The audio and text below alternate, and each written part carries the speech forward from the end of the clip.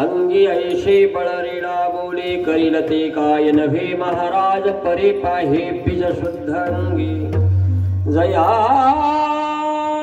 घातली मुक्तीची गबांधी मेळवली मांधी वैष्णवांची करील ते काय नव्हे महाराज परी पाहे बीज शुद्ध अंगी तुका म्हणे तिथे सुखा काय होणे राही समाधान चित्ताचे या करील ते काय नव्हे महाराज परी पाहे बीज शुद्ध अंगी ओंत प्रविष्टमावाचे मां प्रसुप्तां संजीवयत्या किल शक्तिधर स्वधामनामान्यो सहस्रचरण श्रवणपदादीन् प्राणान् नमो भगवते पुरुषाय तुभ्यं ओम नमो ज्ञानेश्वराय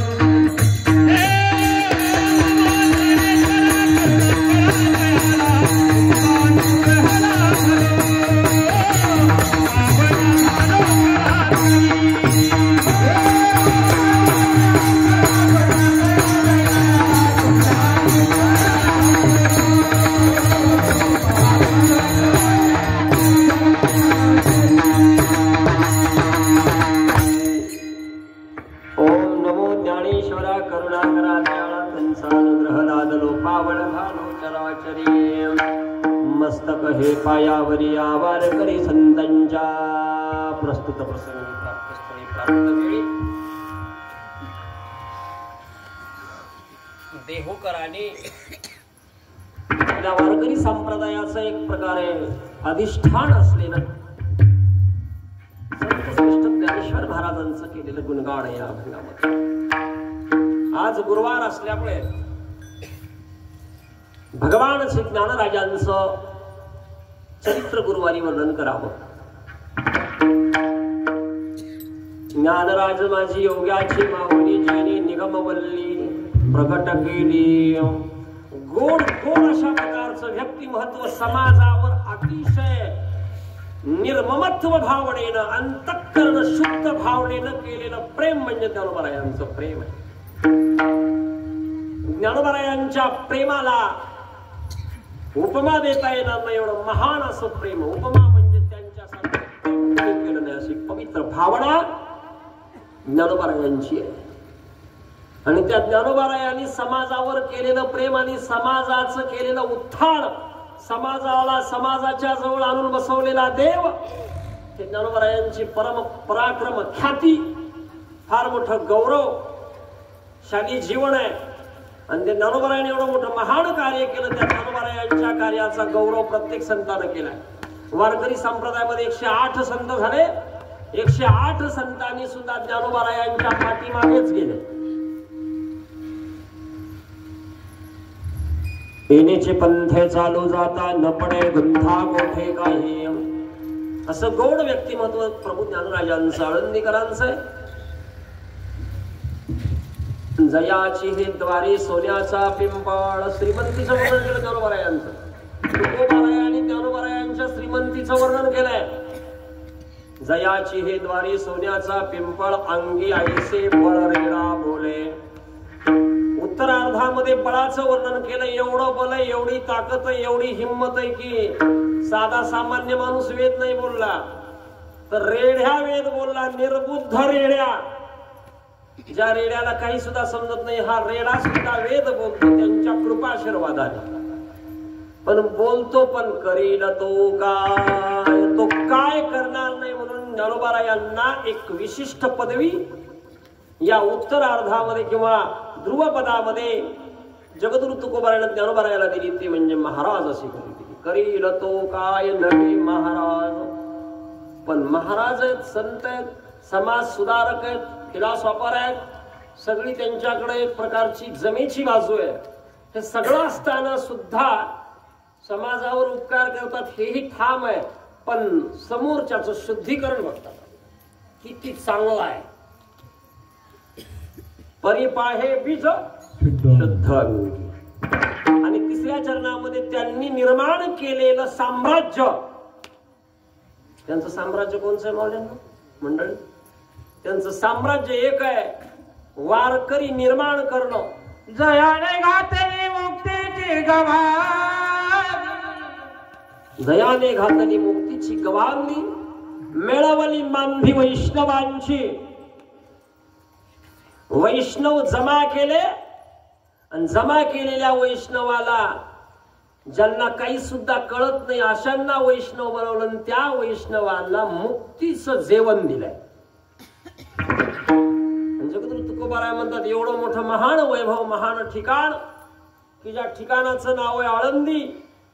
मग तिथं गेल्यानंतर कुणाला काय कमी पडणार आहे? तिथे सुखाकाय, मग तिथं चित्त समाधान राहतं. ही अभंगाचा सरळ सरळ भाव आहे.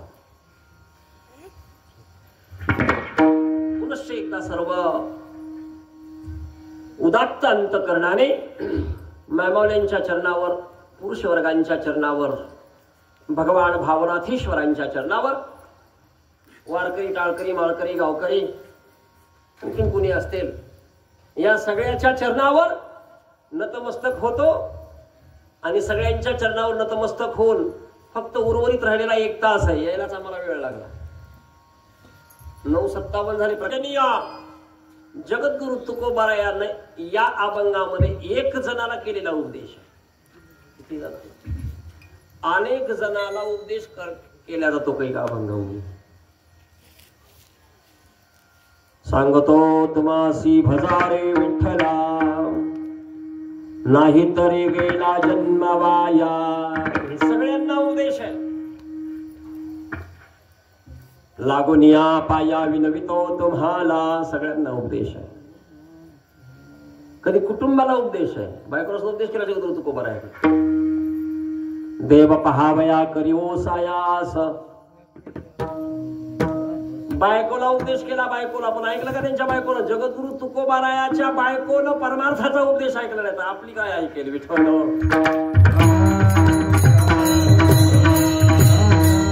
जगद्गुरु तुकोबारायांच्या शब्दामध्ये या आजच्या 4 चरणामध्ये अशी एक सुंदर रचना आहे.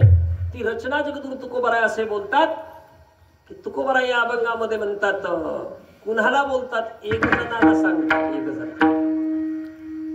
1 जण कोण होता? अभंगाची पूर्व पार्श्वभूमी फार सुंदर आहे. एक काशीकडला फार मोठा साधक होता, देवाची पूजा करणारा. आणि काशीकडला देवाची पूजा करणारा महान असा साधक जपमाळ घेऊन आळंदीला आला. आणि त्याच्या मनामध्ये एक अशी तीव्र भावना होती की आता आपल्याला देव मिळावा, मुक्ती मिळावी.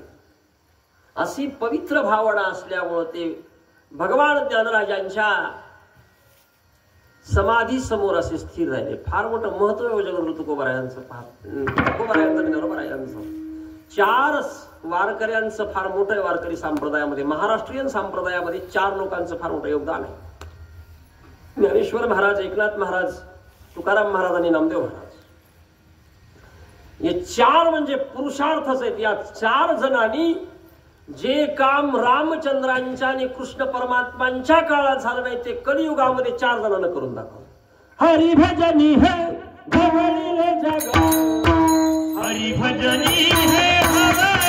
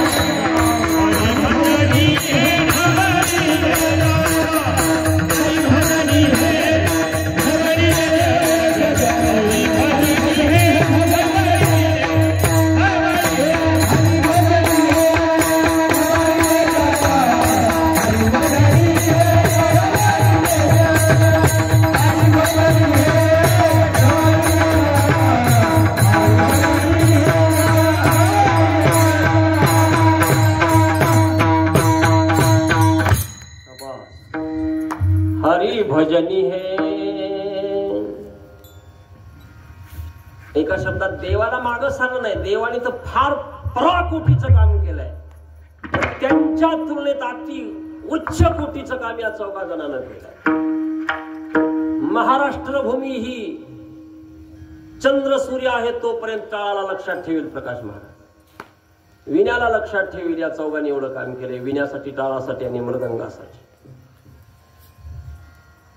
मग परमपूजनीय ज्ञानराजांच्या समोर तो साधक येतो, तो पुजारी येतो. काशीचा प्रवास आहे. समाधीवर डोकं ठेवून 7 दिवस जपमाळा घेऊन ओम ज्ञानेश्वराय नमः. 7 दिवसाच्या नंतर ज्ञानोबाराय समाधीतनं बोलले. ज्ञानोबारायनं सांगितलं काय बोला. अहो माझ्यावर कृपा करा. म्हणजे कृपा करण्याकरता माझा दरवाजा सध्या बंद आहे. माझं दुकान बंद आहे. आता दुकान चालू आहे जगद्गुरु तुकोबाराय त्यांच्याकडे जा. म्हणजे मी तुमच्याकडे नाही म्हणले, त्यांच्याकडे जा. ते तुमच्यावर कृपा करते. युग त्यांचं आहे. आणि मग तो साधक म्हणला कुठे राहतात म्हणजे देहू मध्ये. देहू मधला एक वारकरी की ज्या वारकऱ्याची संपूर्ण जनता फडफडीती करते. ते तुक्यावरून उच्चार करत होते. गोपला पाटील गावीचे हे लोक आता कोण मज भिका घाली. एवढी दैनीय अवस्था जगद्गुरु तुकोबारायाची. समाजाच्या निंदेला कारण असलेले जगद्गुरु तुकोबारायांच्या समोर तो साधक येतो. पुन्हा तुकोबारायांच्या पाया पडला नाही. नम्र भावपूर्वक नाही. जगद्गुरु तुकोबाराय म्हणले आपण कुठून आला. म्हणले मी आळंदीहून आलो. आळंदीहून? हो. चांगले गावाहून आलेत म्हणले. तीर्थक्षेत्र आळंदी असं गाव आहे. लक्षात ठेवा मंडळी. आळंदी असं गाव आहे तिथं मांस शिजतच नाही, मांस विकत नाही. विठ्ठल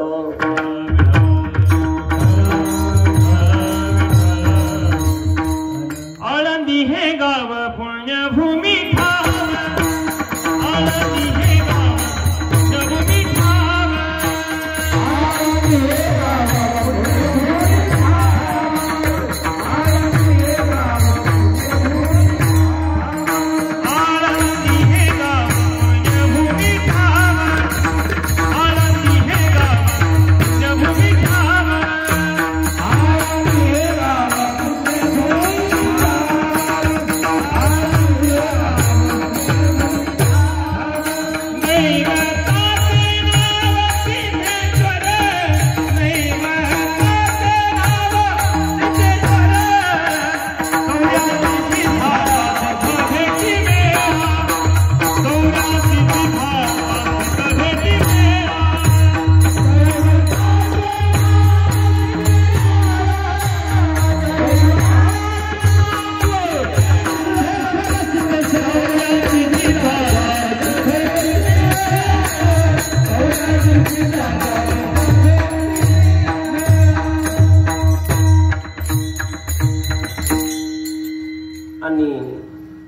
तुम्ही आळंदीहून आले म्हणल्यानंतर नवल वाटलं. 84 सिद्धाचा वगैरे वगैरे वर्णन आहे. नामामणी देवा चला तया ठाया वगैरे वगैरे वर्णन आहे. फार मोठं महत्व आहे आळंदीचं. ते आळंदीहून तुम्ही आले, एवढा मोठा गोडवा, एक कण ना कण, एक हवा ना हवा, शुद्ध असलेलं गाव, त्या गावातून तुम्ही माझ्याकडे आलात पवित्र होण्याकरता. तिथं का पवित्र झाला नाही? नाही म्हणले त्यांनी मला दिलं. जगद्गुरु तुकोबारायांचं या चारही कडव्यात वर्णन केलंय पण नाव घेतलं नाही. फार मोठं महत्व आहे बरं का, काय खूप आहे वर्णन करण्याचे. नाव न घेता वर्णन केलंय. जगद्गुरु तुकोबारायांनी ज्ञानोबारायांचं नाव घेतलं नाही, नाव न घेता वर्णन केलं आहे का? चारही चरणामध्ये ज्ञानोबारायांचं नाव नाही, नाव न घेता वर्णन केलं. अरे म्हणलं एवढे मोठे पवित्र, आणि या पवित्र अशा साधूच्या संगतीतून तुम्ही माझ्याकडे आला. त्यावेळेला त्यांनी सांगितलं, अहो असं काय हो, आहेच काय त्यांच्याकडे? माझ्याकडे काहीच नाही. त्यांच्याकडे जगद्गुरु तुकोबाराने त्यांच्या पेटीत ठेवलेल्या संपत्तीचं वर्णन केलं नाही भाऊ. माझ घरात राहिलेल्या संपत्तीचं वर्णन नाही, तर दरवाजातल्या संपत्तीचं वर्णन केलं. आणि ही दरवाजातली संपत्ती, अरे त्यांच्याकडे काय नाही, अरे ते फार पवित्र आणि फार मोठे आहेत, एवढे विशेष श्रीमंत आहेत, भरपूर श्रीमंत आहेत. आणि त्या श्रीमंतांच्या जवळून तुम्ही आलात म्हणजे किती श्रीमंत आहेत? अभंगाच्या पहिल्याच्या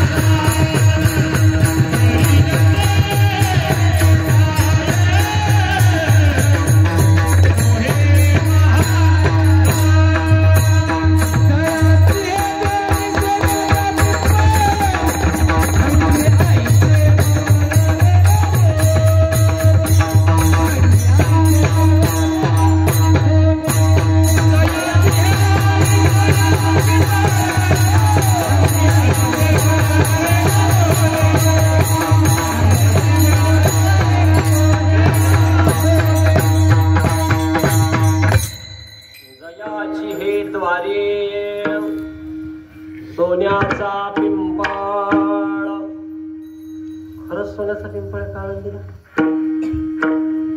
सोन्याचा जर असता तर वार करायला ठेवला असता का? शक्य नाही. सोन्याचा नेमकं कसा?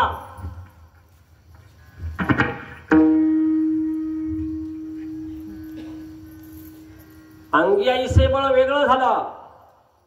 सोन्याची एवढी श्रीमंती, माझ घरातली श्रीमंती नाही ना, कुलपात बांधून ठेवलेली श्रीमंती नाही, दरवाजातल्या श्रीमंतीचं वर्णन केलं. पण वर्णन करत असताना साधूचं साधूनं वर्णन केलेलं आहे. मूर्खही मूर्खाचं वर्णन करतो कधी कधी. बायको ही नवऱ्याचं वर्णन करते कधी कधी. बायका वर्णन करतो. ज्ञानेश्वर महाराजांचं केलेलं वर्णन आहे. आणि या वर्णनामध्ये फक्त एक महत्वाचं आहे की करील तो काय, किंवा सोन्याचा पिंपळ म्हणजे नेमकं का, कोणतं सोनं लावलं की कोणतं सोनं आहे. पाहायला गेलं तर तो पानाचा पिंपळ आहे, सोन्याचा नाही. तो सोन्याचा पिंपळ नाही तर तो जो पिंपळ आहे तो बऱ्याच वर्षाचा पिंपळ आहे. ज्ञानेश्वर महाराज जन्मायच्या अगोदर त्यांच्या आईनं त्या पिंपळाला प्रदक्षिणा मारलेल्या आहे. एवढा जुना आहे. त्यांना 700-750 वर्ष होऊन गेलं. 850 1000 वर्षाचं जे झाड आहे, हे झाड एवढं उपास्य आहे, पवित्र आहे की ते पूजा लायक झाड आहे. साध्या सामान्य माणसानं त्याची पूजा नाही केली. ज्ञानोबारायांच्या आईनं त्याची पूजा केली. आणि एवढी पावर त्या वृक्षात आहे. अश्वत्थ म्हणतात त्याला. आणि तो वृक्ष रुक्मिणी माता यांना न सांगता आज्ञा घेतली ना. समजा संन्यासी होण्याकरता आज्ञा घेतली ज्ञानोबारायांच्या वडिलांनी. संन्यासी होण्याकरता दोघाला विचारावं लागतं, आईला आणि बायकोला. शंकराचार्यांनी आईला विचारलं, पण विठ्ठल पंतांनी साक्षात पत्नीला विचारलं. पण ते झोपेत होत्या, अर्ध झोपेत होत्या. अशा अवस्थेमध्ये विचारलं, मी संन्यास घेऊ का? आज्ञा मानली. तो पुढला इतिहास वेगळा आहे. विठ्ठलपंत ज्या वेळेला काशीला जातात आणि संन्यासाचं वस्त्र आपल्या अंगावर धारण करतात, आणि त्या ज्ञानोबारायांच्या वडिलांना लग्न झाल्यानंतर त्यांनी संन्यास स्वीकारलाय. संन्यास हा दुसरा जन्म आहे शास्त्राच्या प्रमाणे. बरं का, संन्यास घेणं दुसरा जन्म आहे. संन्यास सोडून पुन्हा ग्रहस्थाश्रमामध्ये आले, पुन्हा परत 4 मुलं झाले. असा काही इतिहास आहे की पहिल्यांदाच लग्न झालं तर संन्यास न घेता जर त्यांचं लग्न झालं तर त्यांना संतती होणार नव्हती. संतती दोष होता. पुनर्जन्म म्हणून हाही सिद्धांत यांचा. आणि ते विठ्ठलपंत ज्या वेळेला संन्यास दीक्षा घेतात आणि मग श्रीपाद यतीच्या आज्ञेनं प्रमाणे आळंदीला येतात असं आहे. पण यायच्या अगोदर ही जर रुक्मिणी माता आहे का, त्यांचं व्रताचरण आहे. स्त्रियांचं व्रत आहे बरं का. स्त्रिया जास्त व्रत करतात. भोलेनाथांच्या पाया पडणं, गुरुवार धरणं, शुक्रवार धरणं. ते प्रदीप मिश्राजी म्हणतात ना, 1 लोटा जल, 1 लोटा जल जर टाकलं तर त्याचा फायदा आहे. म्हणजे समाजाला सन्मार्गाला लावणं हेही महत्व आहे. मायमावल्यांचा जो प्रेम धर्म आहे, परमार्थ आहे, त्यावेळेला त्या रुक्मिणी मातेनं अति उच्च कोटी पद्धतीनं प्रेमानं त्या पिंपळाला रोज वृक्षाला 108 प्रदक्षिणा मारायच्या. पिंपळाची उपासना केली आणि त्या पिंपळाच्या उपासनेमध्ये त्याच्यामध्ये दिव्यत्व असं प्राप्त झालं. तो जो संन्यासी आहे का, त्या पिंपळानंच ओढला आणि आळंदीला त्यांना आणलं. शेवटी पुढे असणार त्या गुरुच्या आज्ञेप्रमाणे विठ्ठलपंत येतात. पण त्या पिंपळाच्या वृक्षामध्ये एवढी पवित्र भावना निर्माण झाली की एवढी ताकद पैदा झाली की त्या पूजेनं ज्ञानेश्वर महाराजांचा, निवृत्तीनाथांचा जन्म झाला. एवढी मोठी पावर झाली. किती प्रदक्षिणा मारल्या रुक्मिणी मातेनं? 1.25 लाख प्रदक्षिणा. ज्ञानेश्वरीमध्ये किती अक्षर आहेत? 1.25 लाख अक्षर आहेत. 1.25 लाख. आईनं 1.25 लक्ष प्रदक्षिणा मारल्या म्हणून ज्ञानेश्वरीमध्ये 1.25 लक्ष अक्षर आहेत. कधीतरी ज्ञानेश्वरी उघडून पहा, गाथा उघडून पहा. फार मोठं महत्व आहे गाथ्यामध्ये, ज्ञानेश्वरीमध्ये. एक जणाला मी विचारलं, आणि घरात काय ठेवलं देवघरामध्ये? म्हणले 40 वर्षाचा आमचे आजोबा आळंदीला गेले होते आणि मग ते पुस्तक काहीतरी आणून ठेवलंय. अरे म्हणून ती ज्ञानेश्वरी जरा इचकून पाहिजे कधी. कैकाला काय बोलावं, कसं बोलावं, परमार्थाच्या बाबतीत हे सुद्धा समजत नाही. हे मृदंग आहे का काय, हा वीणा आहे का काय, याचं सुद्धा महत्व लक्षात येत नाही. मग परमपूजनीय ज्ञानोबरायांच्या आईनं एवढी पवित्र भावना त्या पिंपळामध्ये आणली आणि त्या पिंपळाला सुवर्णमय बनवलं. ज्ञानोबरायांनी जन्मल्याच्या नंतर त्या पिंपळाकडे पाहिलं आणि त्या पिंपळाला असा आशीर्वाद देऊन टाकला. त्या पिंपळाचं दर्शन घेतल्या घेतल्या माणसाचं जीवन धन्य होते अशी पावर, पवित्रपणा त्या वृक्षाच्या ठिकाणी आणून ठेवला विठ्ठल.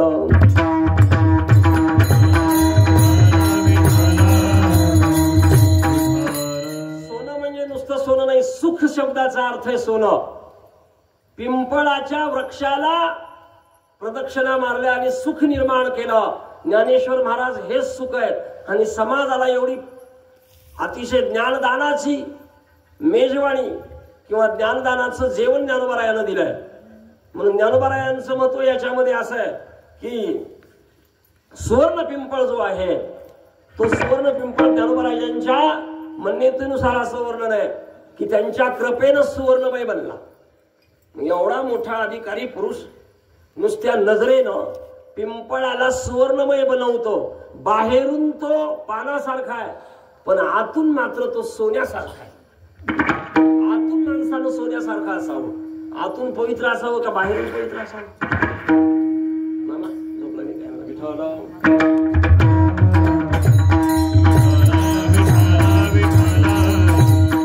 आतून पवित्र असावं, वरून नाही. आतून हे एवढं पवित्र बनवलं म्हणून 1000 वर्ष टिकलेला वृक्ष आहे. ज्ञानोबरायांचं जीवन, ज्ञानोबरायांनी नुसतं पाहिलं, 2 गोष्टी ज्ञानोबरायांच्या अशा आहेत, पिंपळ आणि ज्ञानेश्वरी. नुसतं ज्ञानेश्वरीकडे पाहिलं ना, नुसतं वाचलं तर ते वाचिल जो कोणी, जनी त्याशी लोटांगणी. ज्ञानेश्वरी आणि पिंपळ असे 2 गोष्टी आहेत की या 2 गोष्टीनं ज्ञानेश्वर महाराज नसताना सुद्धा समाजामध्ये वारकरी भावना किंवा वारकरी जीवन जगण्याची प्रेरणा देणारे हे 2 गोष्टी आहेत विठ्ठल.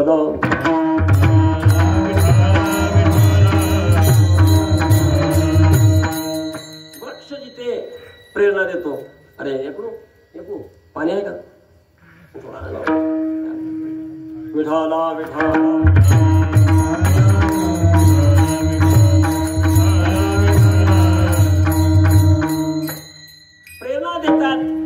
सूचना देतात. एखादा वृक्ष सुद्धा माणसाला पवित्र बनवतो.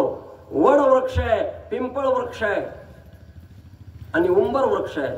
असे 3 झाडं येतात की या 3 झाडाच्या पाया पडलं तर पवित्रपणा निर्माण होतो. वडाचा पवित्रपणा, येणारी आणखीन पौर्णिमा आहे, वटपौर्णिमा. एका साधवीनं यमाच्या हातातून आपल्या नवऱ्याला हिसका म्हणजे सोडून घेतलाय वडाची पूजा करून. पण पिंपळाच्या पूजेचं महत्व वारकरी संप्रदायामध्ये जास्त आहे आणि ते वारकरी संप्रदायाचे मूळ महामेरू ज्ञानोबराय. या ज्ञानोबरायांचं जीवन असं सुंदर आहे पहा बघा. आणि ते ज्ञानोबराय त्यांच्या दरवाजामध्ये सोन्याचा पिंपळ आहे, तुकोबाराय म्हणले.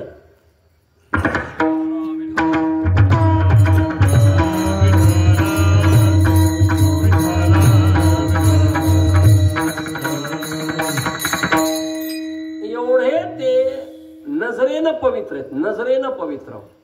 साधूची नजर जर एखाद्या वेळेस, कधी कधी साधूची नजर, साधूचा हात आपला हातासारखा हात नाही साधूचा. आपले हात वेगळे, साधूचे हात वेगळे. आपल्या हातानं काय बर्बाद होईल काय हे कळत नाही, पण साधूचा हात कधीच बर्बादीकडे जात नाही, समृद्धीकडे जातो. पवित्र बनवतो साधूचा हात. नजर, हात, स्पर्श दीक्षा त्यांच्या वातावरणामध्ये गेल्यानंतर सुद्धा वेगळंच आहे का नाही. संताचे संगती मनोमार्गगती आकळावा श्रीपती येणे पंथे असं वर्णन आहे. ते साधू जीवन जगद्गुरु तुकोबाराय म्हणतात की सोन्याचा त्यांचा पिंपळ आहे. त्यांच्या दरवाजात सोन्याचा पिंपळ आहे. बऱ्याच लोकांनी ते सोन्याचा पिंपळ उकरून आणला असता पण आणला नाही का. नमस्कारामध्ये सोनं प्राप्त होतं. एवढा सत्पुरुष यांच्या सत्पुरुषाच्या संगतीत तुम्ही गेला नाहीत, माझ्याकडे आलात. मी तर पामर आहे, माझ्याकडे काय किंमत आहे माझी. मी अज्ञानी आहे, अनाथ आहे. त्यावेळेला त्यांनी सांगितलं अहो म्हणले एवढं काय. असं नाही म्हणले. पिंपळ असला म्हणजे काय, माझा उद्धार त्यांनी केला नाही. अहो उद्धाराचा काय विषय आहे. उद्धार तर माणसाचा सहज करतात.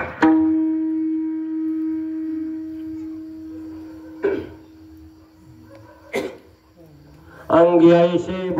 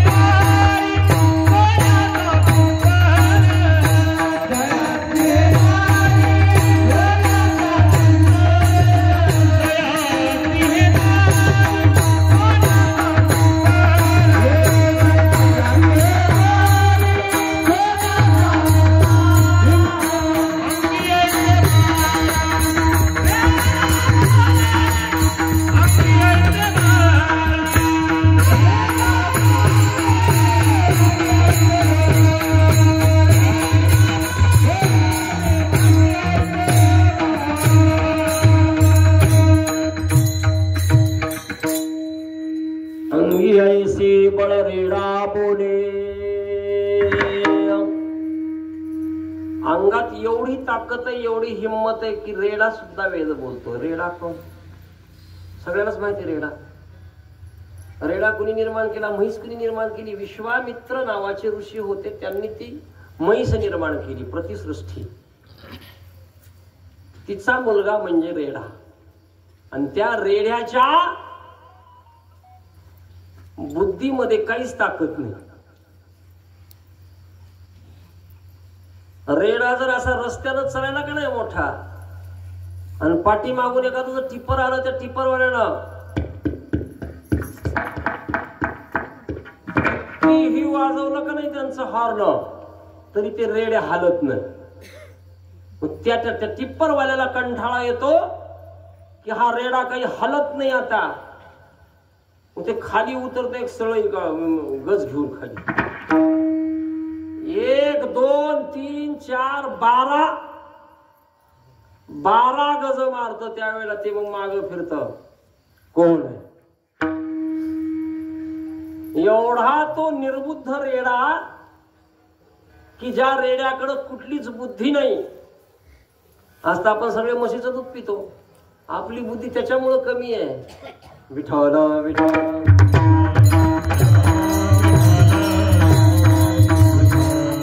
त्याच्यामुळं कमी आहे. आपण त्याच्यामुळं कमी आहे. कमतरता आहे आपल्याकडे.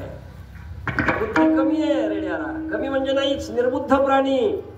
आणि हा न बुद्धिवान ज्याच्याकडे बुद्धी नाही त्याला सुद्धा श्रेष्ठ बनवण्याचं काम. बुद्धी असताना तर कुणीही श्रेष्ठ बनवेल, कुणीही प्रवेश त्यांना देईल. पण ज्यांच्याकडे काहीच नाही अशांना प्रवेश देणं हे वेगळं आहे. असा रेडा जगद्गुरु तुकोबाराय वर्णन करतात.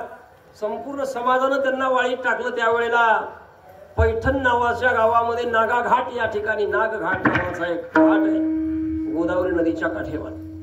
आणि तिथं संपूर्ण ब्रह्मसभा बसली, ब्राह्मण वर्ग बसला. त्यांना कोणी स्वीकारत नव्हतं, बहिष्कृत होते. समाजानं त्यांना टाकून दिलेलं होतं. ज्यांना समाजानं टाकून दिलंय असा व्यक्ती सुद्धा आता विश्वात्मके वाघ यज्ञ तुषावे, एवढी उदात्त भावना आहे, एवढी पवित्र भावना त्यांच्या मनामध्ये. ज्ञानेश्वर महाराजांनी, निवृत्तीनाथांनी, सोपान काका मुक्ताबाई यांची दिंडी चालत चालत चालत चालत त्यांचं जे आपेगाव मुळगाव आहे याच्या पुढे येतात. पैठण नावाचं गाव आहे आणि या पैठणला मोठा महान गजर करत येतात आणि तिथे गजर करत आल्याच्या नंतर सगळ्यांनी त्यांना पाहिलं. अरे म्हणले हे तर